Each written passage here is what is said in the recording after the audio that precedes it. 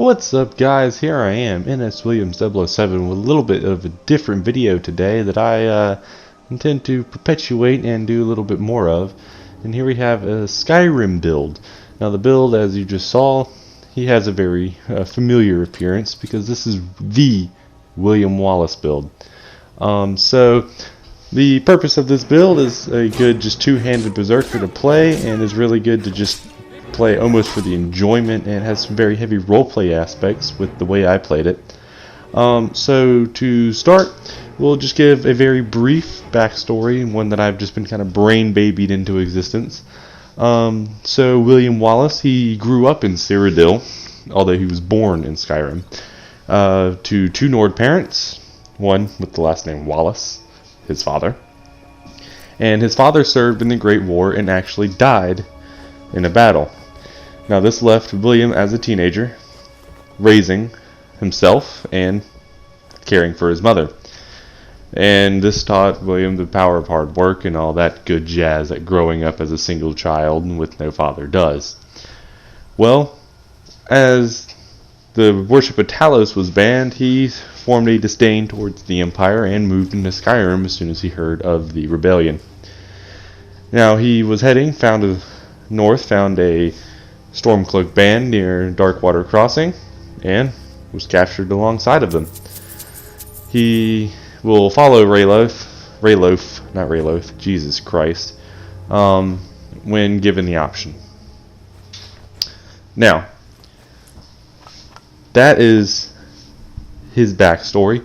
Next thing we're going to transition into is some of the major choices that he will make in this series. Now, because I completely forgot to get it out when I started recording this, because I just took the opportunity to record and ran with it. William is going to follow the main quest first. He sees ending the dragons as step one to freeing the people of Skyrim, because it's kind of hard to free people when they're being eaten by dragons. Obviously. He will also side with the Stormcloaks after the main quest line and become a Stormcloak soldier and do all of that jazz, doing everything with righteous indignation, because that's what he does. After this, he will retire. So, this is the opportunity you take to marry a character, maybe have some kids if you decide that's what you want, find a house, furnish it, live in it, do that. I chose Lakeview Manor because that's the easy first one to get, but you can do whatever you want. I said he joins with Dawnguard because that makes sense. Why would William Wallace become a vampire? He wouldn't. And at the end of that quest line, he cures Serana. I also decided that he should kill Mirak in the Dragonborn quest line, although that one is really up to personal choice, whether you befriend him or kill him, because I could see him going both ways. Now, a very important one is he does not join the Brotherhood. He kills the Brotherhood violently. Now, as for the big story aspects, that's it. Now for the role-playing aspects of this build, they're quite simple. I chose to handle everything using very heavy shouts because I feel like that's the true Nord thing to do. If you haven't noticed, I have a mod there allowing back-to-back shouting just to make it really viable for gameplay.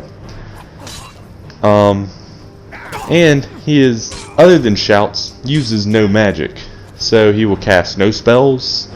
Any spells he does have to cast to, say, get into the College of Winterhold, he will do through a staff. He is no mage. I mean, look at him. That's not a mage. So, to continue with that, he will also derive all of his status effects that he gets, instead of from potions, from food. So he will spend a lot of time cooking some daggum food, because that's what he does. So it really adds a good challenge to the game, giving you really have to take into account your food and your weight. Now because of that, at the beginning of the game, I started off with the Warrior Stone just to get my stats up a little higher right at the beginning.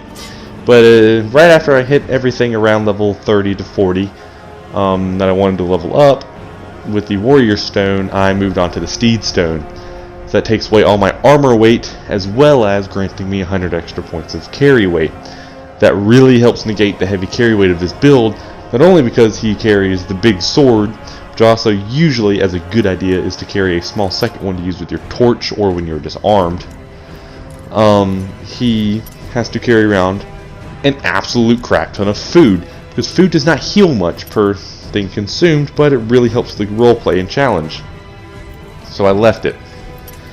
And if I were to obtain, I haven't yet on this character, the ethereal crown, I would go ahead and pick up the warrior stone to go alongside with it, simply because that really helps with leveling up. Now, as far as primary skills go, two-handed, heavy armor, and smithing are what I went with light armor as a minor skill, because for my in-game gear, I have chosen the Nordic carved gear, and I did not change my gear from any Nordic styles at all, and the Stormcloak cuirass that I wore from the beginning of the game once I acquired it. So the first set I did was the iron gauntlets and boots and helmet, and then I did the steel boots, gauntlets, and helmet, and then I acquired them for a little bit before I moved on for plate mail boots, gauntlets, and helmet, the steel plate, and then I moved on to the Nordic carved. Now, there's a little bit of choice that you can make personally here, whether to go with Nordic carved or Skyrim, because both are Nordic styles and late game, so they're really up to you in the end, which, you know, I find perfectly okay. It really just depends on what you want to do. I went with this character so far not to be against using enchantments, but not a user of enchanting. But on that same token, I made him very finicky about money. So anything that he would derive as being valuable, he takes with him. That being gems, jewelry, skooma and moon sugar, and the spoils of animals. So bear claws, antlers, pelts, skulls, stuff like that, as well as tusk, he will take rather than selling and store them as valuables. So, you know, he pack mules himself with valuable items.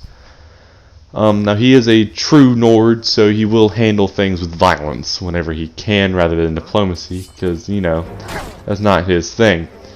Now, the playstyle is quite simple. I typically use Dragon Aspect, although that's really optional. And when I can remember to do it, because I often forget, I will bump Elemental Fury, because that does help with attack speed, and that really helps negate the slow attack speed of two-handed weapons, which is preferable. I will use Soul Tear sometimes, just because, although it does raise a Revenant, and which is kind of not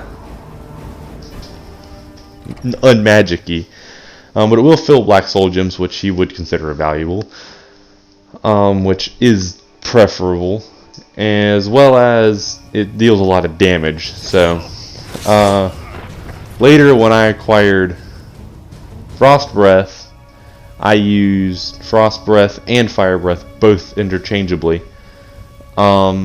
because I find them to be both quite powerful in their own respects.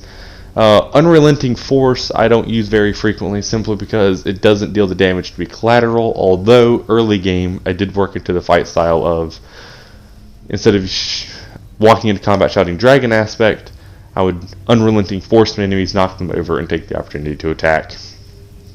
He will be a valiant fighter of dragons, although he will not side with the blades, because he sees Parthenax's wisdom as something to be cherished and understood rather than killed. And I mean, that's really the bulk of who he is as a warrior and a person. So if you guys like this kind of video and would like to watch some more, let me know. Just, you know, leave a like, just so I know, hey, these guys want more of this. Alright, and thank you for coming to this video, and if you like it, I'll definitely be making some more.